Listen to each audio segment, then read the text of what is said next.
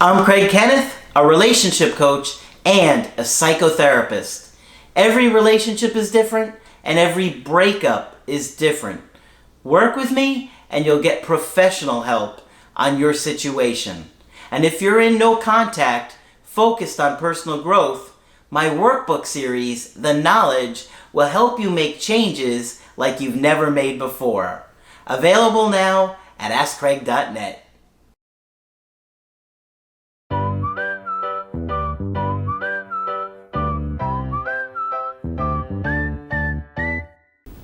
Hi there, I'm Coach Craig Kenneth. And I'm Coach Victoria. And in this video, we're going to be talking to you about when she feels unloved. Oof. Or when you make somebody feel unloved. This is a big problem. It is. Before we get into it, I did want to say that Craig and I are available for coaching sessions. So if you would like a one-on-one on your situation, head to our website and you can book from there. Absolutely. So many situations are so different. And people don't really understand that, because when you're going through it, it feels like everybody's going through the breakup for the same reasons, and it all feels similar. So a lot of times you'll see people asking questions in the comments like, well, what happened? Did they come back? Did this happen? Did that happen? And because everybody kind of just assumes that it's like about them. Yeah, it's so similar. they can relate it. Yeah. But I'm telling you guys, breakups, there are so many different reasons like people break up.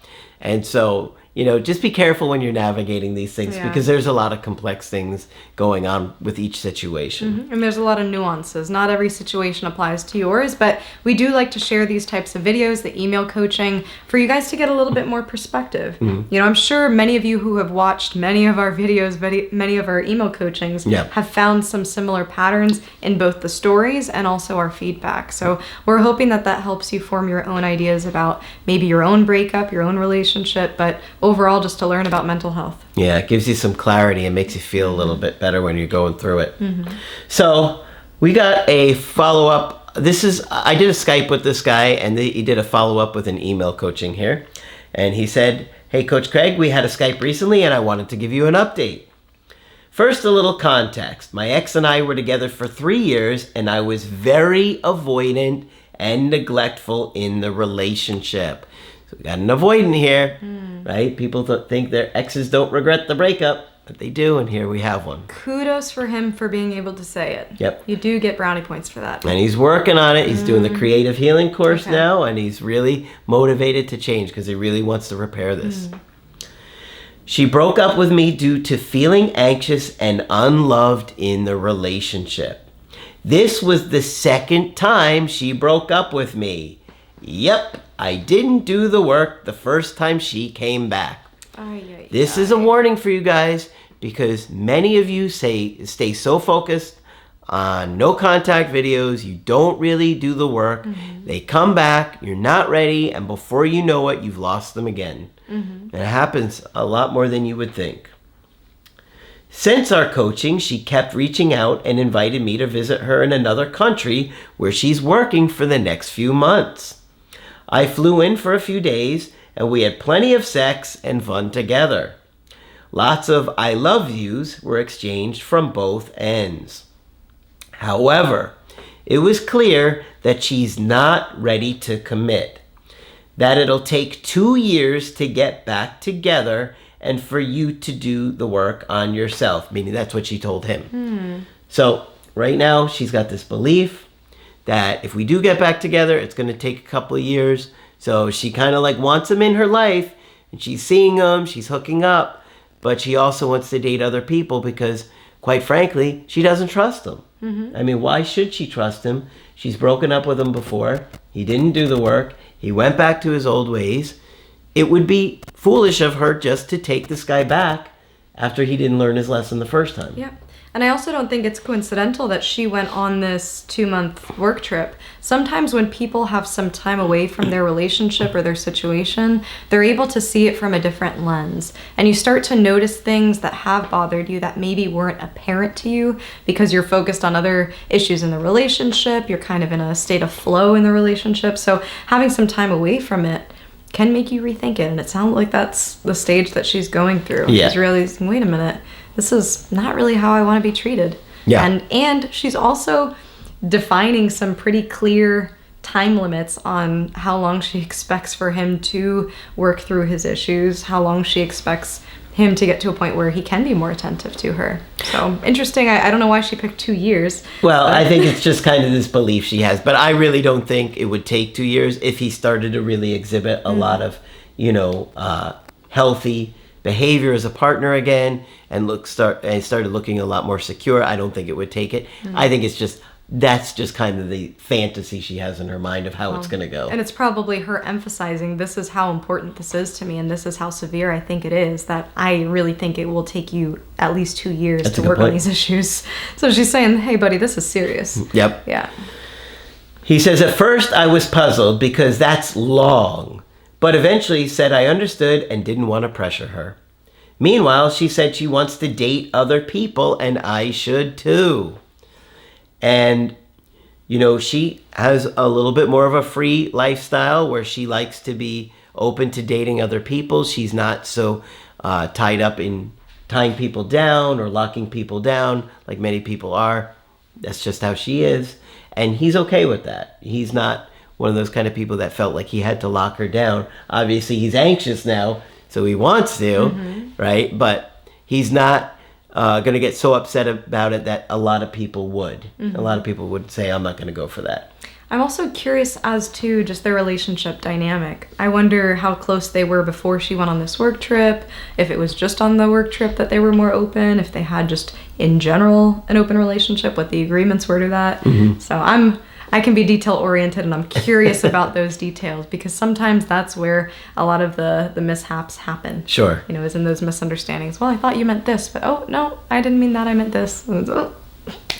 So yeah, those things do happen, of course. All right, so let's see what happened here. And this is where things got interesting. She lent me her phone because mine broke, and when I logged into my WhatsApp, her old messages were still there. Uh-oh. We all know what's going to happen here. Ay, ay, ay. I saw her texting with someone and read their messages. Turns out they had slept together after our breakup, and I love yous were exchanged on both ends. Now, he did ask her about this. And she said, I'm not really that into this guy, so I don't know why she was telling this other guy she loved him. Well, at what point did he ask her? I don't remember exactly when he asked her, but it was sometime after this. I can tell you that, after he found out. I see. At first I thought she cheated on me, so I confronted her. She said it happened after the breakup, and the timestamps were congruent with that. Later, I asked if she really loves him, and she says yes, but it's not that deep. However, part of me thinks she lined him up while we were still together, but it's hard to say for sure. I'm confused here. So they had an open relationship, or no, they didn't? They didn't have an open relationship. It wasn't open.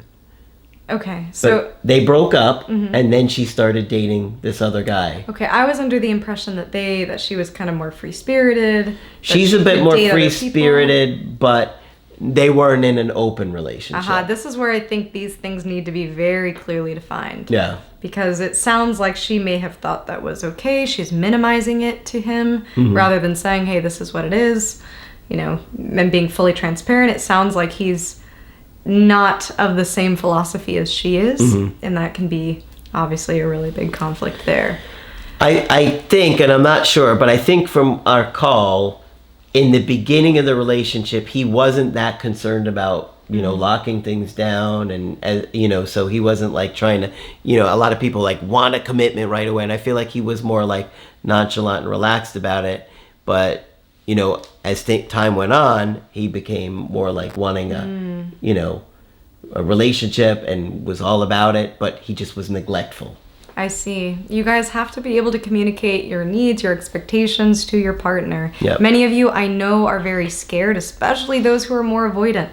You just think, well, if I don't bring it up, then I don't have to worry about it. Because you risk rejection if you do bring up, hey, I would like to be exclusive. You risk them saying, whoa, I'm not ready for that. But that is a risk that you have to take if you want things to be clear and to avoid basically a snowball effect of issues, which is, I think, what happened here. Yeah. You know, it sounds like he found several messages. This wasn't something that happened overnight. Granted, it was things that happened after the breakup. Yeah. You know, but, and he was able to confirm that, so. But now he's wondering if there was, like, maybe something going on before they broke up. He says, after going back, she texted me 2 to 3 times a day, saying, I miss you, after just 10 hours after me leaving.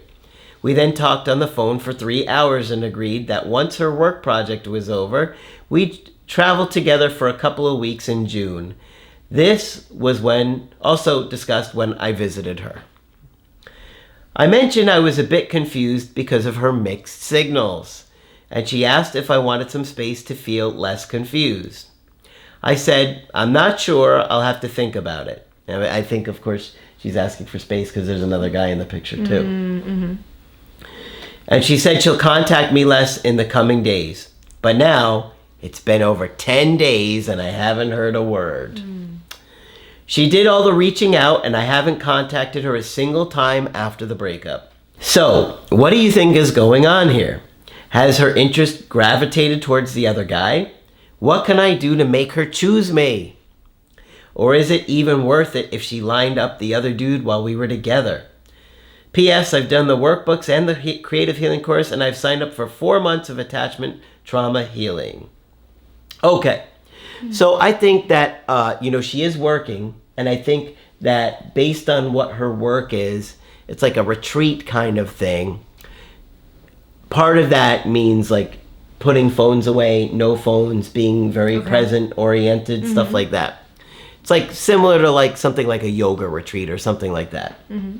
So I think her focus is on that and probably trying to be present with all the people she's with on this trip.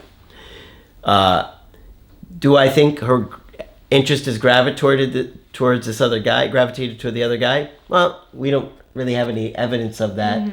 It didn't sound like it. There may be more going on with that, but I don't think this guy is seeing her because where she's at and on this trip, I don't think this other guy could be seeing her physically. So I don't really think he's in the picture much. Well, there could be plans for afterwards. Now, remember that he is supposed to see her soon in June. I see. Okay. So they still have plans to see each other, so it looks pretty good. But he's getting anxious because she was reaching out 2 or 3 times a day, and now she's not. Well, I'm also curious as to where they left off with this other guy. Had he said, okay, I won't be able to continue this relationship if you keep having these conversations with him? Or did she just say, oh, it's not that big a deal, and has intentions on continuing that? And how okay does he feel with it? There's so much here that's so muddy. Yeah. This kind of feels to me almost like you're watching a horror movie and the person hears a noise in the basement and you can see that there's a monster in there and you don't want the person to walk into the basement, but they just keep doing that. That's what it feels like to me. There's no clear communication here. You almost can feel this buildup of nobody's saying anything or what they're thinking or what they expect. Yeah. And he's already made these mistakes of being neglectful in the past. Well, I think the big thing for him is that he's got to show her consistently that he's going to show up as a partner that cares about her, that he is committed to working on himself and staying focused on his personal growth, because she's looking to see that he does do that. I don't think she lined this other guy up. It's possible, certainly.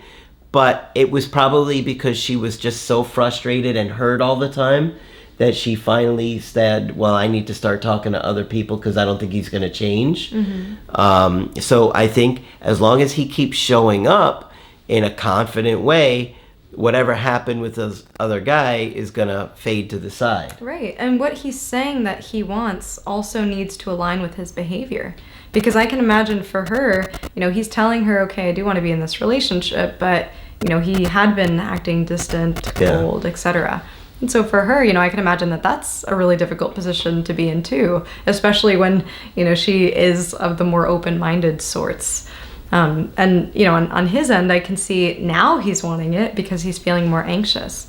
But, you have to also behaviorally show your partner that you care about them and that you are willing, to work on things and be reliable even when you don't feel like it all the time because you care for that person, I think if he naturally progresses, like all the things we've talked about on the call, and just continues to show up in a way that she can see that he's committed to really growing and becoming the man she was hoping he would be, I think he'll at least have another chance with this.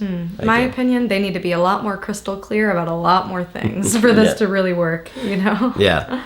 Well, it needs to take some time, but I do think he's going to see her very soon. And as long as he doesn't pressure or put a lot of demands on her, I think it will go well, because I do think she genuinely loves this guy. She just was so hurt she couldn't take it anymore. She just was hurting so much by how neglected she felt. Yeah. You guys really have to remember to nurture people's affection. Yep. And when someone gives you that attachment, gives you that love, it really gives you that trust, you have to treat it like a super fragile object, you know, because I can see now this would be the third time of her coming back into this relationship and giving it another try. Yeah. And every time that she decides to end the relationship or the relationship doesn't work out, that's another breach of trust. So for her now, this is building up. There's some scar tissue being built up. You know, it's causing her to be a little less trusting the next time around. So guys, be super, super, super careful with other people's hearts. You know, I know that there can be a lot of good intention, but I think you need to be able to show yourself and show her before this relationship can really work. And also not be afraid to ask some clear questions. Not saying putting her in a corner or saying you need to do this or that, or you can't be talking to this guy. I wouldn't do that now, though. Especially not now. Yeah, no, right now it's got to focus on just having a great time on this trip. I agree. At a certain point, there needs to be a little bit more clarity. Yeah. You know, I could see her being like, well, we were broken up, you know, and now you're upset about me talking to someone else after you had neglected me. So yeah, she'll get mad. It's a situation. Yeah, but this is so important as to why you need to learn the skills to make somebody feel loved, and this is why I'm telling you guys. That's part of the work in No Contact. That's why we have the creative healing course and the workbooks, because we want to give you the skills for you to work through those things so you can be a better partner and you don't neglect people, because they will leave if they don't feel loved.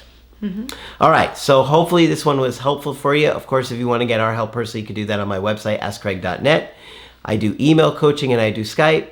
Coach Victoria is also available for Skype coaching. I'm here whenever you'd like to chat. Just click on her name at the top of the website to schedule with her. But that's it for this video. I'm Coach Craig Kenneth. And I'm Coach Victoria. And we will talk with you soon.